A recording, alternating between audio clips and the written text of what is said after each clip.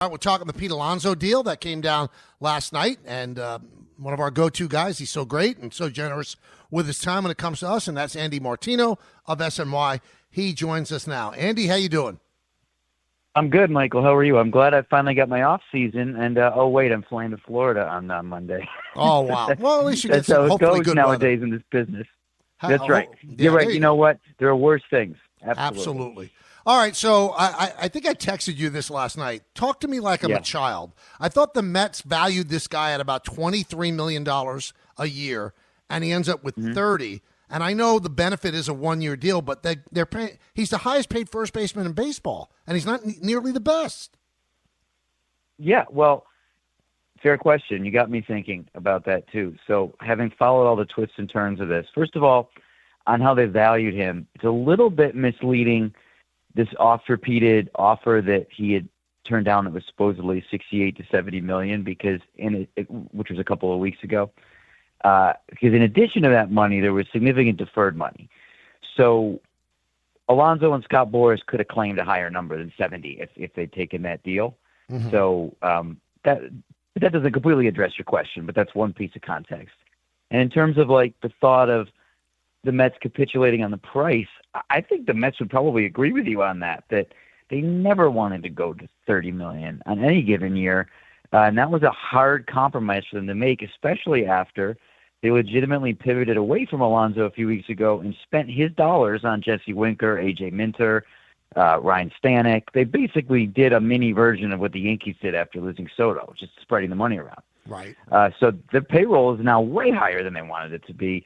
And on the other side of things, though, Michael, Alonso's side could be said to have significantly capitulated on years and total dollars of the kind of free agent they initially thought he was going to be value-wise. So significant concessions on one side on dollars and the other side on years, I would say. I look at it this way, and I wonder if you agree with me. I think that what happened at the amazing day at Citi Field with the fans so strong in their support of Alonso and making Steve Cohen here, I think the fans pushed this over the finish line. Do you agree or not? It's complex. I mean, I know that Cohen obviously cares about the fans, his customers being happy. And it's tough to get inside a guy's heart and soul to say how much that would have affected. But I will say it didn't affect them to the extent of lengthening their offer, improving their offer just to get something done. I mean, what also didn't change, Michael, was that the baseball people, David Stearns and his group, were always on Alonso as their first baseman for 2025. They just weren't on him for like a long-term deal. So the baseball people never changed their mind. We want Pete. They were telling their owner, but we'll walk away if it has to be more than a couple of years. That was always their stance. Remained their stance, and I still believe that if Alonso hadn't been willing to accept a 2-year deal, or that he was also floated a 3-year deal the other day, if he weren't willing to do it this way, the Mets were going to walk away no matter what happened at the amazing day.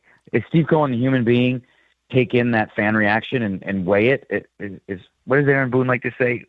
Baked into the cake or an ingredient in the stew or something like that? Sure, something like that, but I don't think it was pivotal. Was there another offer for him out there, or did he have to accept this? Because, a one-year deal for a guy who had bigger dreams and aspirations. Yeah. Was there anything out there with the Blue Jays or the Reds or the Angels?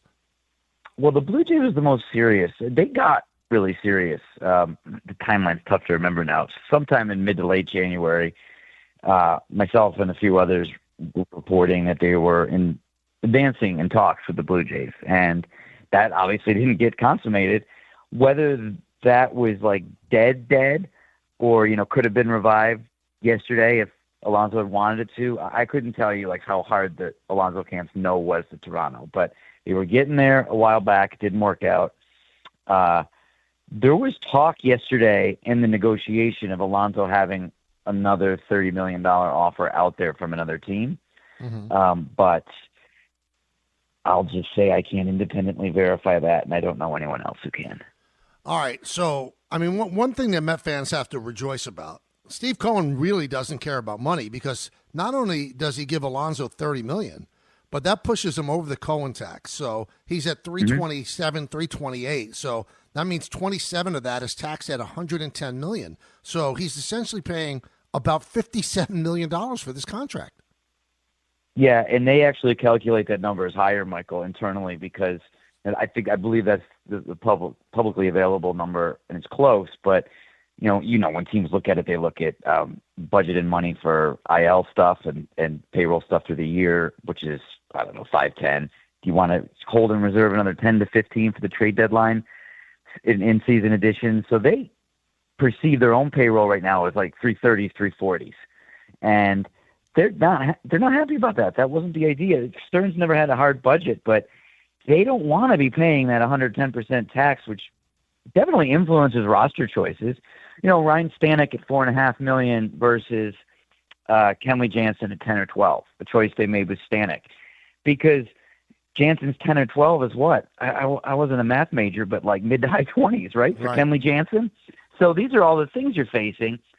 They want to be under this number more often than they're over it. That highest, the Cohen tax threshold. But every year something seems to come up where they see a chance of what they see as improving their club. And you're right, Mets fans have to love that Cohen's not it's a soft line, but it's obviously not a hard line. And signing Alonso now, if Alonso opts in for 26, it's going to be really hard to get down close to that number, for another season. So they don't love that, but credit to them, because again, baseball ops is telling the owner we're a better team with Alonso. So it's like, okay, fine, spend the money. That's kind of how it felt. Andy Martino of SNY is our guest. Now, I was talking about this in the open of the show, Andy. So you're telling me let's go for 330 because that's a nice round number. So the payroll's 330. Mm-hmm. So the latest Fangraphs playoff odds for 330 payroll, the second highest payroll in the game to the Dodgers. Mm-hmm. The Mets are at 57.5% to make the playoffs. The Dodgers are at 98.2%. So you can make the argument, Andy, that's not 330 well spent if your odds are only 57.5% to make the playoffs. Well, when you think of it like that, sure. I always kind of roll my eyes at those Fangraph odds, because I remember covering the Mets playoff chase last year, and like one day they had no shot because it's 9% or whatever. And then they win 3 games and it's 81%. You know how that is? And like, I hate it when people ask me who's going to win the NL East or the AL East or that stuff, because it's always like, well, I don't know. Who's going to get hurt? Who's going to stay healthy? Who's going to what's the trade deadline going to look like? Who's going to have the magic and the vibes this year? So I guess I kind of shrug off odds and predictions. I take your point that they're not the Dodgers, like on paper or even in reality, and they're spending a lot of money. But I guess, well, I'm always like, let's see how the season plays out with all that stuff. Well, I agree with you, but I do look at it this way. Forget about Fangraphs odds, okay? Their starting staff is pedestrian. Their bullpen is kind of pedestrian. So, I mean, there are a lot of question marks on the team with the second highest paid payroll in the game. And you said it was almost a miscalculation by them, Andy, because they thought that Alonso was gone and they spent Alonso's money, and then Alonso comes back at this huge number. I don't know. That doesn't seem like it was their plan. No. Their plan, once Alonso turned them down a couple of weeks ago, and there was, I think I called it a pivot the day I reported it. That you're right. The plan was then to start spending on the Jesse Winkers and the Minters and whatever, and did not slam the door on Alonso. But it was not ideal money-wise to have it play out this way. But of course, you could argue it was more ideal roster-wise, because now they have all these players, right? Winker's a nice addition.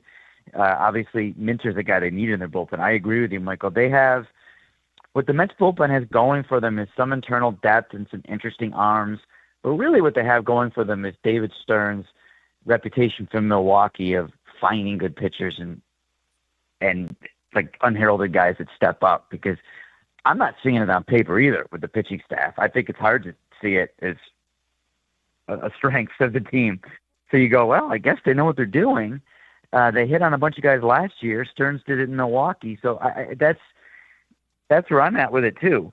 And right now, slotting Alonso into that lineup, obviously it's a formidable offense, especially the first 4 or 5 guys. And they don't on paper have the pitching staff to match that offense in quality. I completely agree with that. So, that's going to be the question mark for them for sure. It's a championship level lineup, you could argue, and doesn't look like a pitching staff to match it. But I guess they know what they're doing. We'll see. That's the way to bet. That's the way to bet. And I do also wonder, though, Andy, if Pete doesn't hit that home run against Devin Williams, if there was going to be such an outcry to bring him back. I mean, I think Met fans fell back in love after he had a miserable season. It was an expensive home run. It was a wonderful moment.